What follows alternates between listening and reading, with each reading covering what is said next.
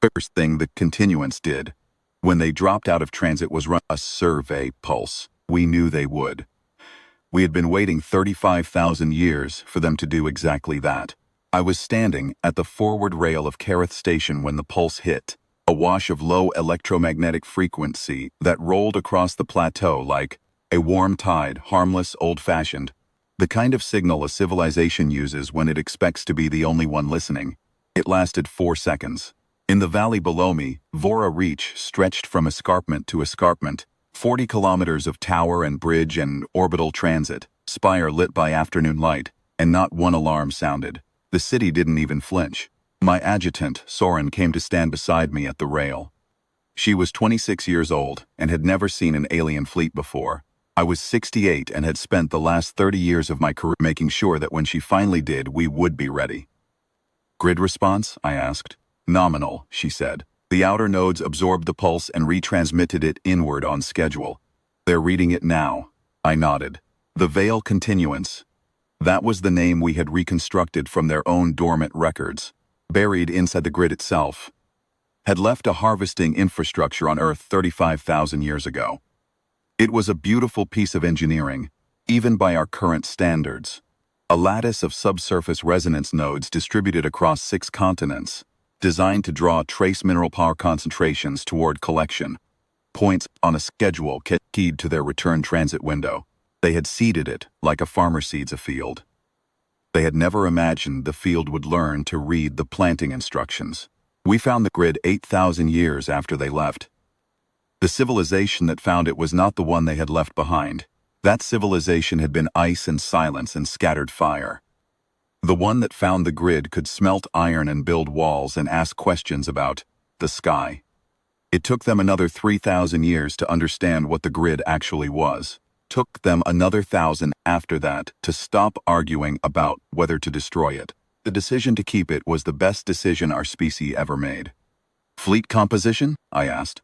Soren read from her board. 41 vessels confirmed. Lead formation? 7 heavy units. Designation pattern matches their capital class from the recovered records. Trailing elements spread across a 1AU shell. They're being careful. Of course they are. I turned my collar up against the plateau wind. They don't know what happened to their grid yet. That was the thing about the Veil Continuance. They were methodical. They had crossed 35,000 years of transit time on a precise schedule, confident in the infrastructure they had left behind.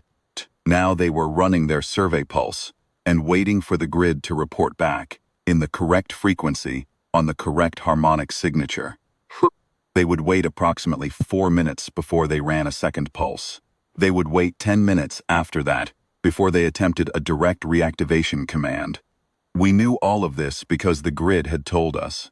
Not immediately, not in any language we understood at first. But the maintenance logs were stored in the subsurface nodes. In over 3,000 years of study, we had read every line of them. We knew the reactivation sequence. We knew the abort command. We knew the survey and collect protocol down to its subharmonic timing tolerances. We knew it better than they did because they had been asleep for 35,000 years and we had been awake. Inner defense ring? I asked, fully cycled. Orbital platforms 1 through 44 are at operational readiness.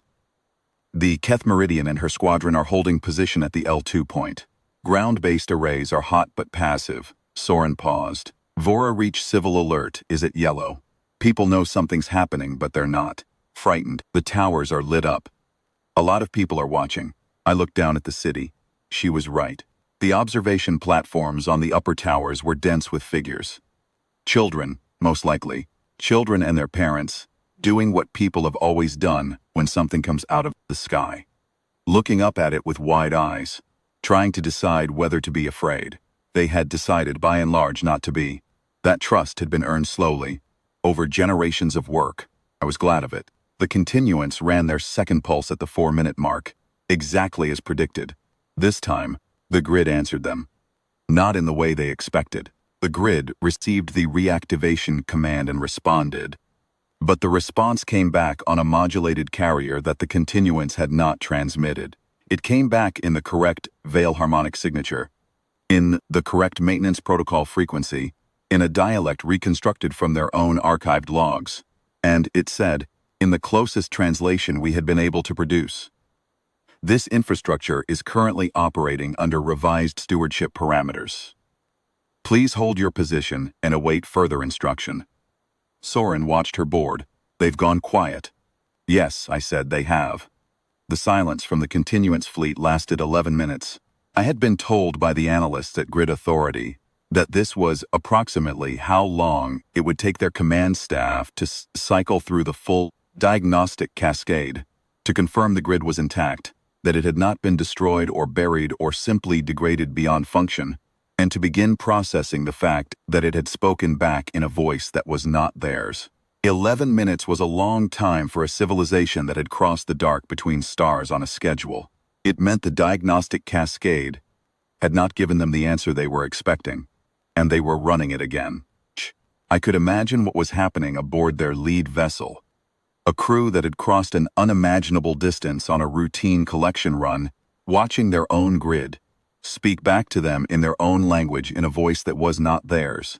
Planet that was supposed to be populated by pre-technological scatterbands living in the shadow of their infrastructure. The reading on their scopes would be wrong. The electromagnetic profile of Earth alone would be wrong. The industrial and post-industrial signature, Type 2 civilization fully developed, sprawling from the poles to the equator and outward into the orbital belt. And in the sky above that civilization, 44 defense platforms and a warship squadron holding a position that said, without any ambiguity, that they had been expected. It was the wrongness that would hit them hardest, not the size of what we had built, though that would register, and register hard. It was the fact that we had answered in their own language, that we had known they were coming, that the grid they had left behind to harvest a helpless world had been for a very long time watching for them. I had a colleague once, a woman named Dritha, who had spent 40 years of her career working on the grid's communication architecture. She was long dead by the time I took this post. But she had written something I had carried with me since I first read it as a young officer, and I had read it many times since. The grid was their memory of us. She had written. A complete memory, not an accurate one. They remembered us as raw material, as a resource to be collected. They left the grid to hold that memory in place while they were gone. What we did was read their memory of us, and write something different into it, and wait for them to come back and find the correction. I thought about Dretha often on days like this one. They're maneuvering, Soren said quietly. Outer elements are drawing inward. It's a defensive consolidation. They're not approaching. No, they won't approach. Not yet. Perhaps not at all. The continuants were old and methodical, and they understood infrastructure.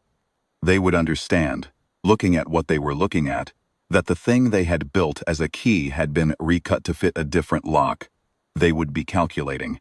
They would be reading everything their sensors could give them. They would be looking at the 44 platforms and the warship squadron and the city in the valley below and the orbital ring crossing the sky every 90 minutes. And they would be performing the same calculation that every fleet commander performs when the ground stops matching the map. They would be asking whether the gap could be closed. I was about to tell them the answer. Send it, I said. Soren relayed the order, and the grid, our grid now, Earth's grid, the thing we had tended for 27,000 years of careful engineering and patient study, transmitted a second message, longer than the first, not a greeting, not a threat.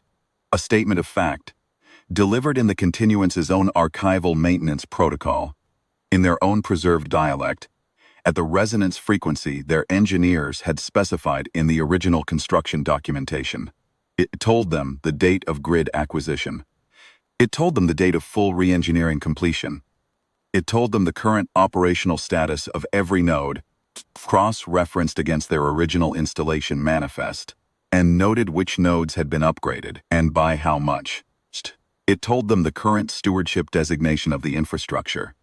Permanent Human Administration, Earth Sovereign Oversight, Continuity Authority, established by Legislative Charter 22,000 years prior, and at the end, because Dritha had insisted on this, had argued for it in her final published paper.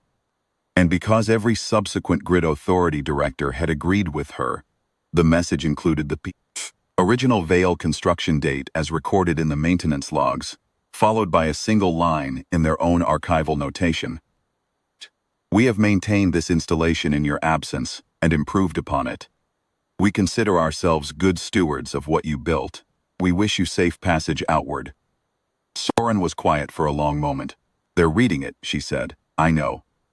The plateau wind came across the rail, cold and clean. Below us, Vora Reach glittered in the afternoon sun. Above us, I could see the bright thread of the orbital ring moving against the blue, slow and steady and immense, carrying its freight of platforms and docking bays and relay stations from horizon to horizon. It had taken 11 generations to complete.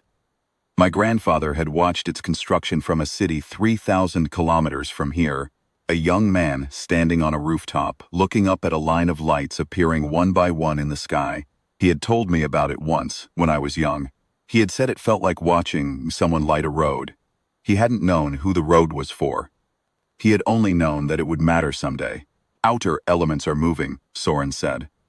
Her voice had changed slightly, something careful in it, something that was trying not to be hope. They're moving outward, all elements. The defensive consolidation is reversing. I didn't answer immediately. I watched the sky, the continuance fleet, 41 vessels, 7 capital class, the full weight of an ancient harvesting empire on a collection run 35,000 years in the making, began to withdraw toward the outer system on a heading that did not intersect Earth's orbital plane. No weapon signatures, no communication. The lead vessel held position for 6 additional minutes, and then it too began to move. They did not respond to our message. That was all right. The message had not required a response. It had required a decision, and they had made it. Stand down to yellow, I said. Keep the platforms at operational readiness until they're past the outer marker. Yes, sir. I stayed at the rail for a while after that. The city below continued its afternoon without alarm. Towers lit, transit lines running, the ordinary machinery of a civilization that had spent 35 millennia becoming exactly what it needed to be. Somewhere down in those towers, children were pressing their faces to observation glass, watching the bright cluster of the departing fleet diminish against the stars, already composing in their minds the questions they would ask their parents. What were they? How long did they take to get here? Why did they leave? The answers were in the grid records, if they ever wanted to look. 35,000 years of one civilization's absence and another's patient, unbroken labor written into the architecture of something that once been designed to take from us, and had been made, by long and careful hands, into something that protected us instead. I thought about Dritha again, about the officers before her and before them, going all the way back to the first engineers, who had knelt in the excavated dirt of a hillside somewhere, and looked at a buried node and decided that what they were holding was not a threat and not a ruin, but a letter they had not yet learned to read. We had learned to read it. We had learned to write in it. And when the writers came back to find what had become of their words, we had sent the only answer that mattered, in their own hand, in their own tongue, in the frequency they had specified, in the structure they had built, in the patience they had never expected. From a world they thought they had already finished with. Some things take 35,000 years to say properly. We had taken every day of it.